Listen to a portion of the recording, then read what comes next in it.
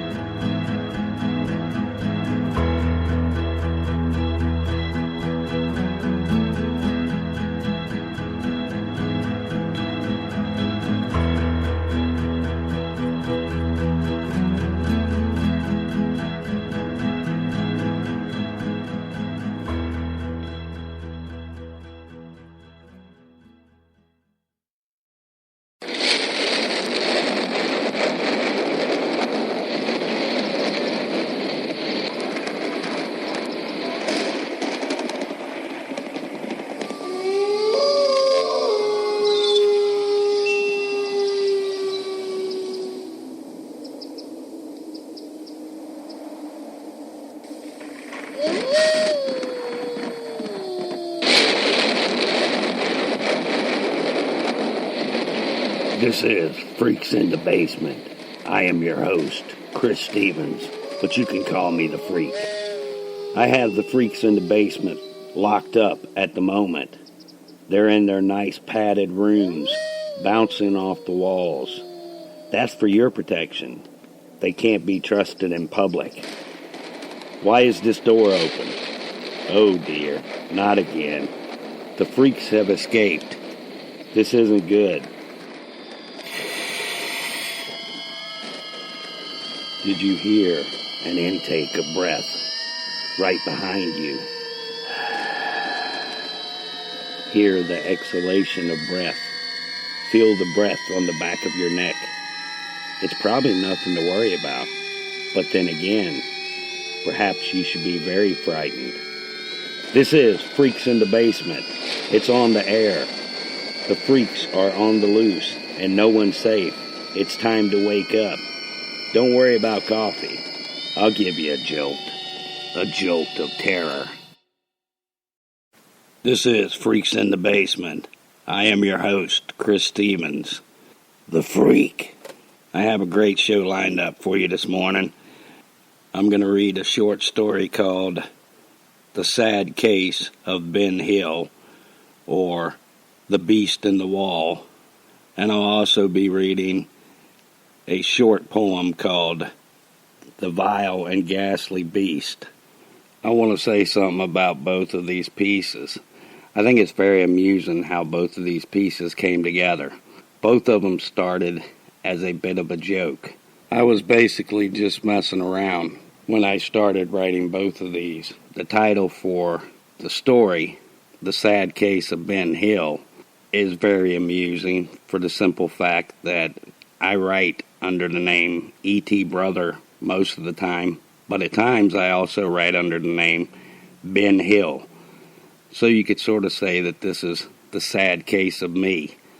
It's a bit of a joke, but I thought it was pretty interesting that both of these pieces started as a joke and then turned into something different. I'll get on with the show now. I hope you enjoy it.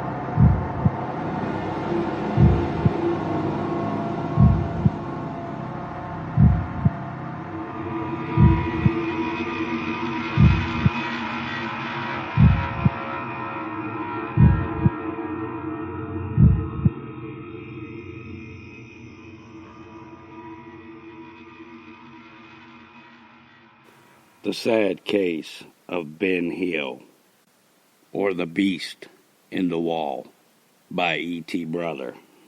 Copyright 2015. My name is Dr. Jack Daniels. I'm a doctor at the Pleasant View Mental Institution. In days gone by, I'm sad to say it was called the Pleasant View Insane Asylum. That was so wrong, so insensitive. Fortunately, we have learned to be more civilized and sensitive to the feelings of others in this day and age. Well, most of us anyway. There are still some who have not kept up with the times. I'm constantly having to get on the staff about things they say about the patients we have under our care. This is especially true about the patient I'm going to tell you about. I'm constantly having to get on them about the things they say about him.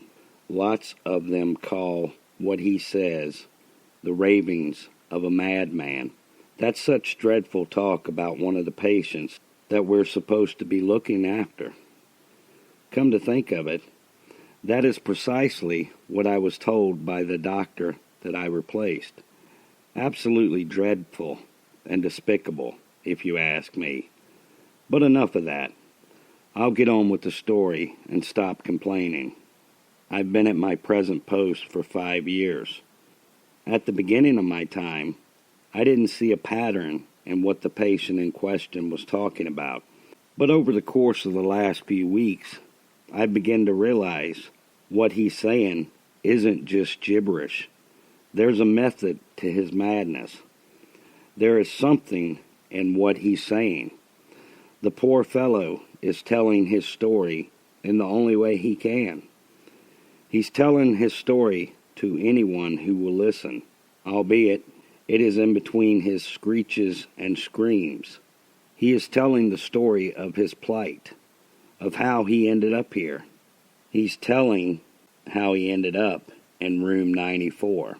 It's one of the padded rooms. He's there for his protection, not out of meanness.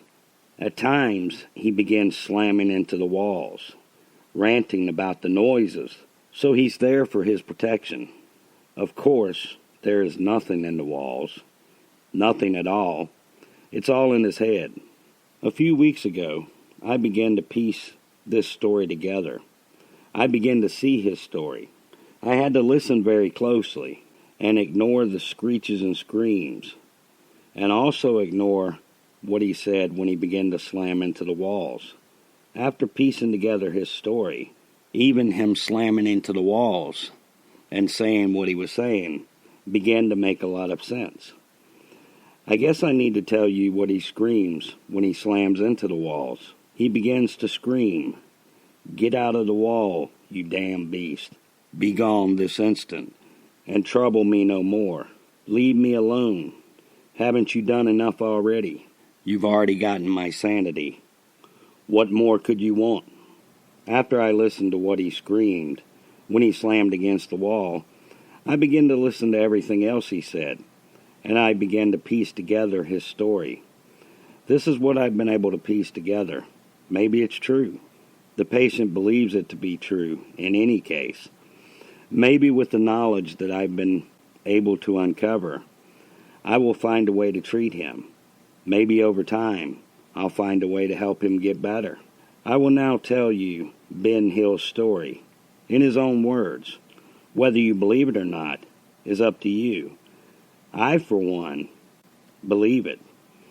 No one can say different unless they actually look into someone else's mind. Sanity is such a thin thing at times.